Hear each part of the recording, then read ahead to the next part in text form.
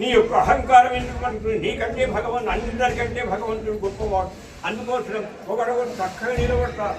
అట్టగాని భగవంతుడికి సాష్టాంగ ప్రణామం చేయాలి. 8 అంగాలు. సాష్టాంగం అంటే 8 అంగాలు: ముఖము, చేతులు, కడుపు, కాళ్ళు. ఇట్లా ఇవన్నీ భూమి మీద పడి అంగం సాష్టాంగ నమస్కారం చేయాలి. మన యొక్క అహంకారం, మన యొక్క గొప్పతనం, మన యొక్క శ్రీమంతం ఎందుకు పనికొస్తుంది? శ్రీమంతుడు అంటే శ్రీమన్నారాయణ అని పేరు. లక్ష్మీదేవి నివాసంగా ఉంది కనుక ఇక శ్రీమన్నారాయణుడు అన్నారు. అంతకంటే సంపద మన దగ్గర ఏముంది? అందుకోసం మన సంపద అంతా వారి యొక్క పాదములు. అమ్మవారి కటాంగం అన్నారు. ఆ చూపు అంటే కొనగంటి చూపు వల్ల ఎట్లా ఉంటాయంటే సంపత్తులంతా హవికం.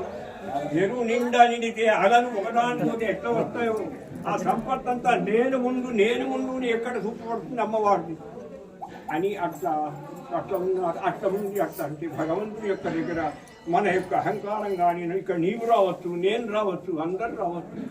ఇది మన యొక్క ఆస్తి. ఇది మన పెద్దలు సంపాదించిన ధనం.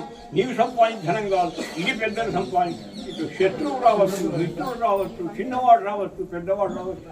రామానుజాచార్యుల వారు పెద్ద గంట ఏర్పాటు చేసినారు. ఏ విధంగానైనా చేతనుడు అంటే మనం యొక్క జీవుడు. ఈ జీవుల కడుపులో ఆ భగవంతుని తీర్థం, భగవంతుని ప్రసాదం కడుపులో పడాలని పూజా పునస్కారం అంటారు. భగవంతుని నైవేద్యం చేసి అని ఉన్నారు. అది మొదలు